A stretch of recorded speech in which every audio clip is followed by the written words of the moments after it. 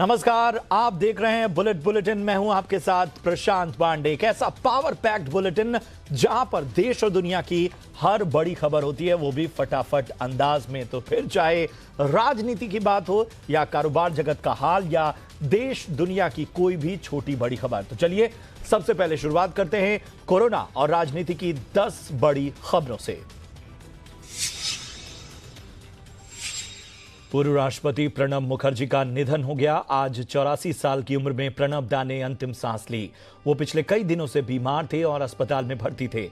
बीते दिनों Pranab Mukherjee corona positive पाए गए थे। उनकी सर्जरी भी हुई थी। प्रणब मुखर्जी के बेटे अभिजीत मुखर्जी ने ट्वीट कर प्रणब मुखर्जी के निधन की जानकारी दी। Pranab Mukherjee corona virus positive पाए गए थे। ब्रेन सर्जरी भी उनकी हुई थी। प्रणब मुखर्जी साल 2012 में देश के राष्ट्रपति बने थे। 2017 तक वो राष्ट्रपति रहे। साल 2019 में उन्हें भारत रत्न से सम्मानित किया गया था। प्रणब मुखर्जी के निधन पर राष्ट्रपति रामनाथ कोविंद ने ट्वीट कर श्रद्धांजलि दी। रामनाथ कोविंद ने ट्वीट में लिखा कि प्रणब मुखर्जी के निधन की खबर सुनकर दुख हुआ। उनका जाना एक युग का अंत है। प्रणब मुखर्जी ने देश की सेवा की। आज उनके जाने पर पूरा देश दुखी है। प्रधानमंत्री नरेंद्र मोदी ने प्रणब मुखर्जी के निधन पर दुख व्यक्त किया। पीएम मोदी ने लिखा कि प्रणब मुखर्जी के निधन पर पूरा देश दुखी है। वो एक स्टेट्समैन थे जिन्होंने राजनीतिक क्षेत्र और सामाजिक क्षेत्र के हर तबके की सेवा की। प्रणब मुखर्जी ने अपने राजनीतिक करियर के दौरान आर्थिक और सामरिक क्षेत्र में योगदान दिया। वो एक शानदार सांसद थे जो हमेशा पूरी तैयारी के साथ जवाब देते थे।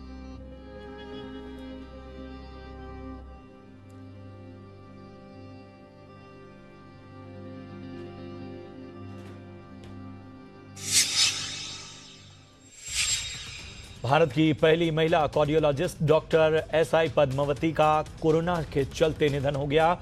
वो 103 साल की थीं। उन्हें नेशनल हार्ट इंस्टीट्यूट में 11 दिन पहले भर्ती कराया गया था। अस्पताल के सीईओ डॉक्टर ओपी यादव ने कहा कि डॉक्टर पद्मावती के दोनों फेफड़ों में गंभीर संक्रमण हो गया था और इसी के चलते उनका निधन हो गया। 2015 के अंत तक वो दिन में 12 घंटे, सप्ताह में 5 दिन एनएचआई में काम कर रही थीं। 1981 में उन्होंने एनएचआई की स्थापना की थी और उनके योगदान के कारण उन्हें गॉड मदर ऑफ कार्डियोलॉजी की उपाधि दी गई। देश में कोरोना संक्रमण कम होने का नाम नहीं ले रहा। बीते 24 घंटे में देश में 78,500 से ज्यादा मामले दर्ज किए गए, जो कि एक दिन में दर्ज किए जाने वाले सबसे ज्यादा आंकड़ों में से एक हैं। लगातार बढ़ते संक्रमण के कारण देश में कुल संक्रमितों की संख्या 36,21,000 के पार जा चुकी है और बीते एक दिन में करीब 1,000 लोगों की मौत हो चुकी है। कोरोना से अब तक करीब 64,500 लोगों की मौत हो चुकी है। वहीं 27,74,000 से ज्यादा लोग ठीक हो चुके हैं। देश में रिकवरी रेट 77% पर पहुंच चुका है। गृह मंत्री अमित शाह को दिल्ली के एम्स से छुट्टी मिल गई है। शाह कोरोना संक्रमण से ठीक होने के बाद 18 अगस्त से एम्स में भर्ती थे। इससे पहले बीते शनिवार को एम्स प्रशासन ने कहा कि अमित शाह पूरी तरह से ठीक हो चुके हैं और जल्द ही उन्हें डिस्चार्ज कर दिया जाएगा। आपको बता दें कि 2 अगस्त को अमित शाह की कोरोना जांच रिपोर्ट पॉजिटिव आई थी, जिसके बाद वो गुरुग्राम में भर्ती हुए थे।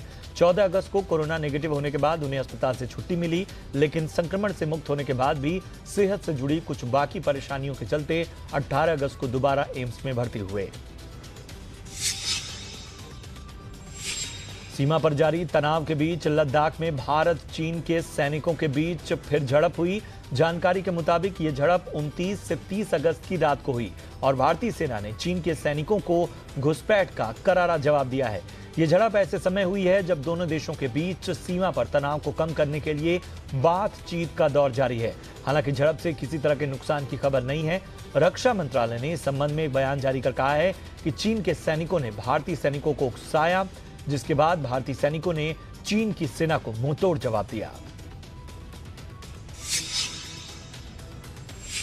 कांग्रेस के पूर्व अध्यक्ष राहुल गांधी ने मोदी सरकार पर फिर निशाना साधा है। ट्विटर पर एक वीडियो शेयर करते हुए राहुल ने लिखा कि भारतीय अर्थव्यवस्था 40 वर्षों में पहली बार भारी मंदी में है। राहुल ने कहा कि भाजपा की सरकार ने असंगठित अर्थव्यवस्था पर आक्रमण किया है और आपको गुलाम बनाने की कोशिश की जा रही है। राहुल ने 2008 की वैश्विक मंदी का जिक्र करते हुए तत्कालीन यूपीए सरकार की तारीफ की और कहा कि 2008 में बड़े बड़े देश धराशायी हो गए थे, लेकिन भारत को कुछ नहीं हुआ। राजस्थान में सियासी संग्राम के बाद मुख्यमंत्री अशोक गहलोत और पूर्व उप मुख्यमंत्री सचिन पायलट मुख्यमंत्री निवास में आयोजित भोज में मिले।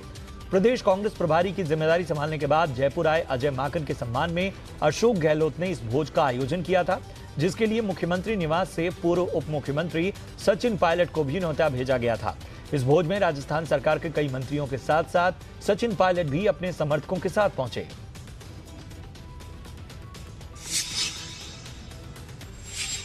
सुप्रीम कोर्ट ने वरिष्ठ वकील प्रशांत भूषण के खिलाफ अवमानना मामले में सजा सुना दी। कोर्ट ने भूषण पर ₹1 का जुर्माना लगाया। प्रशांत भूषण को यह जुर्माना 15 सितंबर तक भरना होगा। प्रशांत भूषण ने कहा कि वो जुर्माना चुका देंगे। आपको बता दें, कोर्ट ने कहा था कि अगर तय वक्त तक जुर्माना नहीं भरा गया तो प्रशांत भूषण को 3 महीने की जेल और 3 साल तक प्रैक्टिस करने से रोक दिया जाएगा। वहीं प्रशांत भूषण ने कहा कि मैं जुर्माना चुका दूंगा।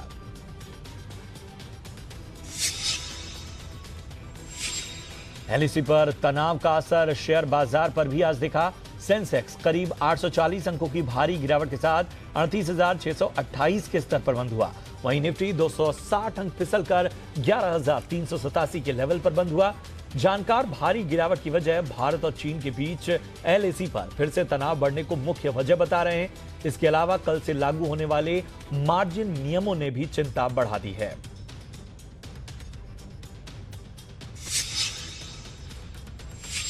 शेयर बाजार में मार्जिन का नया सिस्टम और मार्जिन प्लेस और रीप्लेस की व्यवस्था कल से लागू होने जा रही है।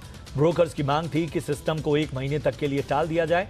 आज इसी मामले पर सेबी ने सभी पक्षों के साथ बैठक की। बैठक के दौरान ब्रोकर्स का कहना था कि अभी तक नए सिस्टम के लिए वो तैयार नहीं है। नए नियमों के तहत कैश सेगमेंट भी शेयर खरीद बिक्री पर अपफ्रंट मार्जिन लगेगा। जो ब्रोकर्स क्लाइंट से मार्जिन नहीं लेंगे उन पर पेनल्टी लगेगी। सेबी का कहना है कि ब्रोकर से जोखिम कम करने के लिए यह सिस्टम लागू किया जा रहा है। लॉकडाउन के चलते देश की इकोनॉमी को गहरा झटका लगा है। अप्रैल से जून तिमाही में देश की जीडीपी का ग्रोथ -23.9% पर पहुंच गया। यह अब तक की सबसे बड़ी गिरावट है। पिछले साल इसी तिमाही में जीडीपी ग्रोथ 5.2% रही थी। अप्रैल से जून तिमाही में mining sector growth 23.3%, manufacturing sector growth -39.3%, service sector growth -20.6% रही। इस दौरान सिर्फ एग्रीकल्चर सेक्टर में ही ग्रोथ रहा। पहली तिमाही में कृषि सेक्टर ग्रोथ 3.4% दर्ज हुई। इंडियन इकोनॉमी के लिए हालात अब भी नाजुक बने हुए हैं। जुलाई महीने में 8 कोर सेक्टर्स के प्रोडक्शन में भारी मंदी दर्ज की गई। जुलाई में कोर सेक्टर के ग्रोथ रेट में 9.6% तक की गिरावट आई। इस तरह लगातार 5वें महीने कोर इंडस्ट्रीज ग्रोथ में गिरावट आई है। सबसे ज्यादा स्टील, रिफाइनरी प्रोडक्ट्स और सीमेंट सेक्टर के उत्पादन में गिरावट आई।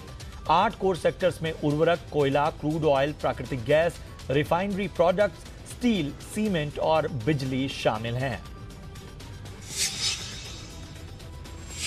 वित्त मंत्री निर्मला सीतारमण 3 सितंबर को बैंकों और एनबीएफसीज के प्रतिनिधियों से मुलाकात करेंगी। बैठक में कोरोना के चलते लोन डिस्ट्रीब्यूशन, कर्ज वसूलने और लोन रीस्ट्रक्चरिंग को लेकर बने दबाव पर चर्चा की जाएगी। आरबीआई गवर्नर शक्तिकांत दास ने अगस्त की शुरुआत में ही कहा था कि कोरोना संकट के कारण फंसे कर्ज के सभी मामलों पर 6 सितंबर तक फैसला ले लिया जाएगा। बैंकों ने भी ऐसे सभी कर्जदारों की पहचान करना शुरू कर दिया है जिनका लोन रीस्ट्रक्चरिंग किया जा सकता है। पीएनबी ने पिछले हफ्ते ही कहा था कि बैंक 5 से 6% लोन को रीस्ट्रक्चर कर सकते हैं। यूपीआई आधारित डिजिटल पेमेंट पर कोई चार्ज नहीं लगेगा। सीबीडीटी यानी central board of direct taxes ने एक बयान में यह बात कही है। सीबीडीटी ने बैंकों को यह भी आदेश दिया है कि उन्होंने 1 जनवरी 2020 से अब तक यूपीआई या दूसरी डिजिटल पेमेंट पर जो भी शुल्क वसूला है उसे वापस कर दें। सीबीडीटी ने कहा है कि payment and settlement system act 2007 के तहत निर्धारित इलेक्ट्रॉनिक पेमेंट पर छूट दी गई है। निर्धारित इलेक्ट्रॉनिक पेमेंट में शामिल हैं और रुपे डेबिट कार्ड, यूपीआई यानी unified payment system, UPI QR code और भीम यूपीआई क्यूआर कोड इसमें शामिल है। Adani group Mumbai international airport की 74% हिस्सेदारी खरीदेगा। इस बारे में अडानी ग्रुप और जीवीके ग्रुप में समझौता हो गया है। अडानी ग्रुप ने रेगुलेटरी फाइलिंग में यह जानकारी दी है। मुंबई एयरपोर्ट देश का दूसरा सबसे बड़ा एयरपोर्ट है। फाइलिंग के मुताबिक अडानी ग्रुप जीवीके ग्रुप की पूरी 50.5% हिस्सेदारी खरीदेगा। इसके अलावा airport company of south Africa और बिडवेस्ट की 23.5% हिस्सेदारी भी खरीदेगा।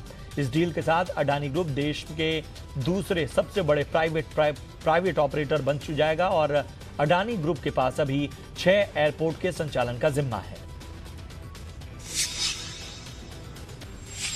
लोन मॉरेटोरियम की राहत आज खत्म हो गई है। अब अगले महीने से लोन की ईएमआई चुकानी होगी। आरबीआई ने कोरोना के चलते लोन मॉरेटोरियम का ऐलान किया था। पहले यह सुविधा मई तक दी गई थी, फिर इसे बढ़ाकर अगस्त तक कर दिया गया था। मॉरेटोरियम के दौरान ईएमआई नहीं चुकाने पर कस्टमर डिफॉल्ट घोषित नहीं होता था, लेकिन अब ईएमआई नहीं चुकाने वाले ग्राहक को बैंक डिफॉल्टर घोषित कर देंगे। हालांकि ग्राहकों को मॉरेटोरियम की अवधि में नहीं चुकाई गई ईएमआई पर ब्याज देना होगा। न सिर्फ मूलधन पर बल्कि ब्याज की रकम पर भी ब्याज लगेगा। आरबीआई के इस फैसले को सुप्रीम कोर्ट में चुनौती दी गई है। आने वाले दिनों में कोरोना के मरीजों को राहत मिल सकती है। जुबिलेंट लाइफ ने कोरोना के इलाज में इस्तेमाल होने वाली रेमडेसिविर को टैबलेट के तौर पर लॉन्च करने की मंजूरी मांगी है। इसके लिए जुबिलेंट लाइफ ने स्वास्थ्य मंत्रालय की सब्जेक्ट एक्सपर्ट कमेटी के पास अर्जी दी है। अभी रेमडेसिविर इंजेक्शन के तौर पर बेची जा रही है। अगर ये टैबलेट के तौर पर आती है तो इससे मरीजों को सहूलियत होगी। इंजेक्शन फॉर्म में दवा रखने और बेचने का खर्च अधिक आता है। मुंबई के फाइनेंशियल हब बीकेसी में ई बाइक्स की शुरुआत हुई है। एमएमआरडीए ने युलू कंपनी के साथ इसे लॉन्च किया है। बैंड्रा स्टेशन से लोग ई बाइक लेकर बीकेसी होते हुए कुर्ला स्टेशन तक जा सकेंगे। इन ई बाइक्स के लिए 25 जगहों पर स्टैंड बनाए गए हैं, जहां से इन्हें हायर किया जा सकेगा। इसका लाभ 24 घंटे और हफ्ते में 7 दिन उठाया जा सकेगा। इन ई बाइक्स के लिए किसी लाइसेंस की जरूरत नहीं होगी। पूरी तरह से ऐप पर आधारित ई बाइक्स का किराया 10 रुपए से शुरू होगा। जम्मू कश्मीर से अनुच्छेद 370 हटने के बाद जहां घाटी बेहतर हो रही है, वहीं नेशनल कॉन्फ्रेंस के नेता फारूक अब्दुल्ला और उमर अब्दुल्ला इसके खिलाफ उतर आए हैं। फारूक और उमर ने इसके खिलाफ राजनीतिक और कानूनी लड़ाई लड़ने की बात कही है। अब्दुल्ला ने कहा कि वो शांतिपूर्ण तरीके से लड़ाई लड़ेंगे। अब्दुल्ला ने कहा कि वर्तमान प्रशासन में स्थानीय मुसलमानों की बहुत कम जगह है। फारूक अब्दुल्ला ने आरोप लगाया कि केंद्र सरकार के साथ बातचीत के लिए कोई भी दरवाजा नहीं खुला है। आपको बता दें कि पिछले साल संसद ने अनुच्छेद 370 और 35 को खत्म कर दिया था। तभी से कश्मीर की कई स्थानीय पार्टियां इसके खिलाफ खड़ी हैं। नीट मेडिकल सीटों में आरक्षण की मांग को लेकर सुप्रीम कोर्ट ने एक ऐतिहासिक फैसला दिया है। सुप्रीम कोर्ट ने शर्तों के साथ सीटों में आरक्षण को मंजूरी दी है। कोर्ट ने कहा है कि डॉक्टरों को ग्रामीण या दूर दराज इलाकों या आदिवासी क्षेत्रों की पोस्टिंग में 5 साल की सेवा के लिए बॉन्ड पर साइन करना होगा। अगर डॉक्टर साइन कर देते हैं तो उन्हें आरक्षण का लाभ दिया जा सकता है।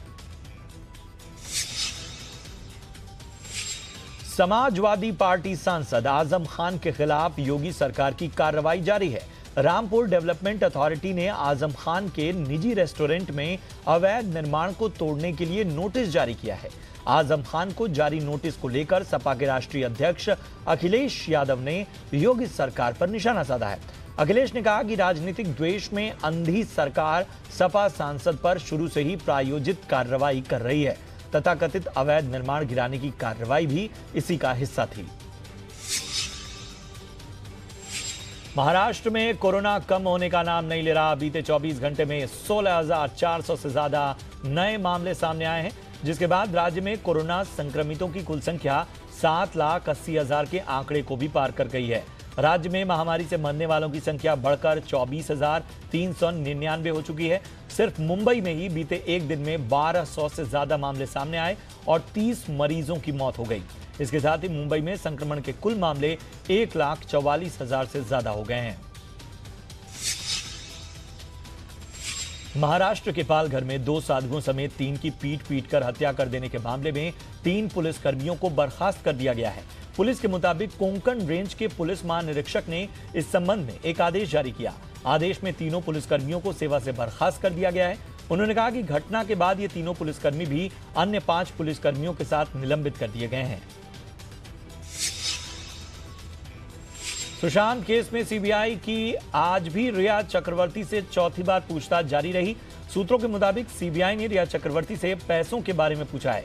रिया ने म्यूचुअल फंड में बड़ा निवेश किया था, लेकिन रिया जरूरी दस्तावेज पेश नहीं कर पाई, जिसकी पुष्टि के लिए सुशांत के सीए रहे संदीप श्रीधर को बुलाया गया। श्रीधर ने दस्तावेजों के साथ पुष्टि की थी कि रिया और सुशांत ने म्यूचुअल फंड में निवेश किया था।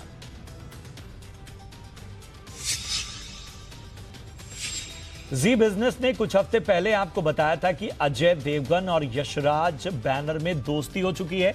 अजय देवगन यशराज बैनर की फिल्म करने वाले हैं। अब इस फिल्म से जुड़ी एक और बड़ी जानकारी सामने आ रही है। खबर है कि अजय इस फिल्म में एक खलनायक के किरदार में नजर आएंगे। जी हां, शिव रघवेल के डायरेक्शन में बनने वाली इस सुपर हीरो फिल्म में अजय सुपर हीरो नहीं बल्कि सुपर विलन बनते दिखाई देंगे। इस फिल्म से अनन्या पांडे के कजिन आहान पांडे भी डेब्यू कर रहे हैं। फिल्म का ऐलान यशराज फिल्म्स की 50वीं सालगिरह के मौके पर यानी 27 सितंबर को होगा। इस बीच खबर है कि टाइगर श्रॉफ एक मार्शल आर्ट फिल्म पर काम करने जा रहे हैं। सुपर 30 बनाने वाले विकास बहल की अगली एक्शन फिल्म में टाइगर श्रॉफ खास भूमिका निभाते नजर आ सकते हैं। सूत्रों के मुताबिक टाइगर ने विकास बहल की फिल्म के लिए अपनी हामी भर दी है और फाइनल ड्राफ्ट यानी फाइनल स्क्रिप्ट को पढ़ने के बाद साइन करेंगे। फिल्म का नाम तो फिलहाल तय नहीं है, लेकिन इसका बैकग्राउंड मार्शल आर्ट्स होगा, जिसे बड़े पैमाने पर यूके में शूट किया जाएगा।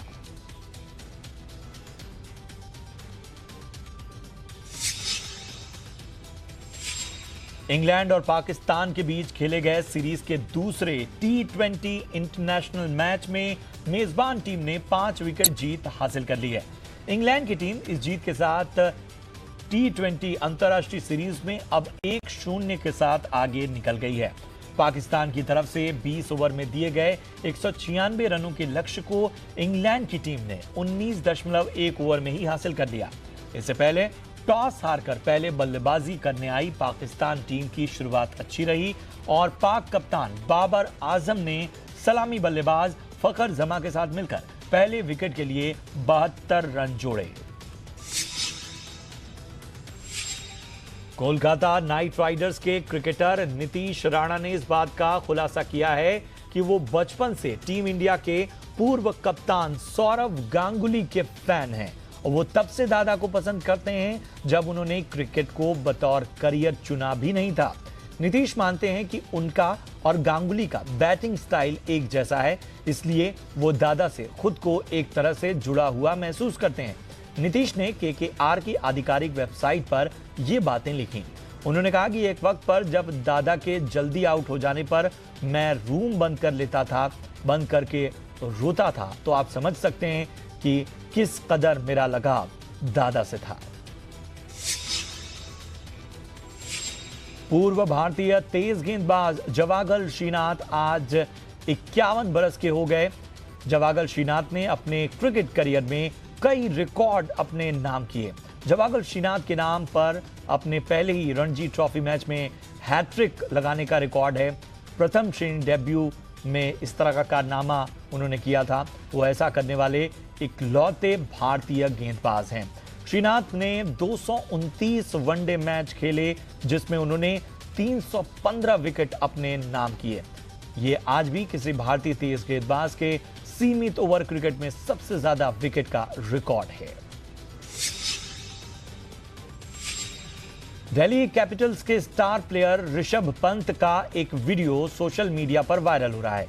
पंत इस वीडियो में होटल रूम में वर्कआउट करते दिख रहे हैं। इस वीडियो को पोस्ट करते हुए पंत ने कैप्शन में लिखा, लॉकडाउन में हूं लेकिन तैयार हूं, ऋषभ पंत स्टंट। दरअसल कोरोना वायरस से बचाव के लिए BCCI और UAE सरकार ने हेल्थ प्रोटोकॉल बनाया है, जिसके तहत यहां सभी खिलाड़ी और सपोर्टिंग स्टाफ शुरुआती 6 दिन क्वारंटीन में बिताते हैं।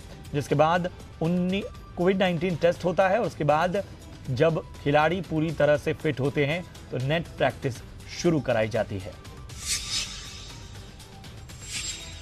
भारतीय महिला क्रिकेट टीम की ऑलराउंडर दीप्ति शर्मा को हाल ही में अर्जुन अवार्ड से नवाजा गया है। इस साल टीम इंडिया के पेसर ईशांत शर्मा के अलावा ये खास पुरस्कार हासिल करने वाली दीप्ति शर्मा दूसरी क्रिकेटर हैं। दीप्ति शर्मा ने खेल जगत के इस विशेष अवार्ड को हासिल करने के बाद कहा कि अर्जुन अवार्ड हासिल करना किसी सपने के सच होने से कम नहीं। उन्होंने कहा कि वो काफी लंबे वक्त से क्रिकेट खेलते हुए अक्सर ये सोचती थी कि उन्हें एक दिन ये पुरस्कार तो हासिल करना है। और इसी के साथ बुलेटिन में आज के लिए इतना ही। दीजिए इजाजत, लेकिन आप देखते रहिए जी बिजनेस। नमस्कार।